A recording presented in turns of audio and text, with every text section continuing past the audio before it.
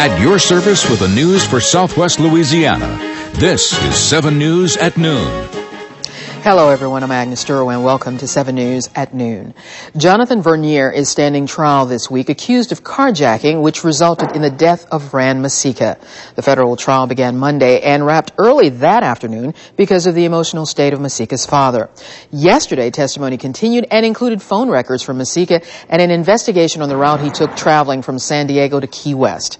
And now, as the trial continues, we go live to KPLC's Amanda Ward, who's been following the proceedings. And Amanda, what can you tell us about today? You know, Agnes, if one thing was different today from the other 2 days in trial, it would be Jonathan Vernier's, actually his composure. For the first 2 days, he's had hardly any facial expression, hardly any reaction to anything that's being said. But for the first time today, he was actually nodding his head and almost in agreement with some of the things being said from the witness stand. And of course, there were a couple of things that he seemed to just really not agree with. First on the witness stand was Special Agent Rick Lunn. He's with the FBI. He's actually a team leader for evidence response teams.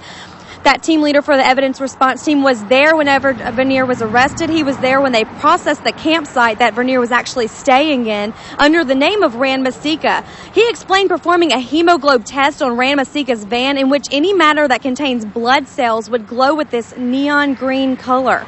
With that neon green color, he said it was a very eerie scene. Everything was green. He said that's indicative of a violent, very violent beating that occurred in the back of that van. He also said the smell was so awful inside the van, which is because of all the blood and the other bodily fluids, as well as a lot of water that was used to clean it.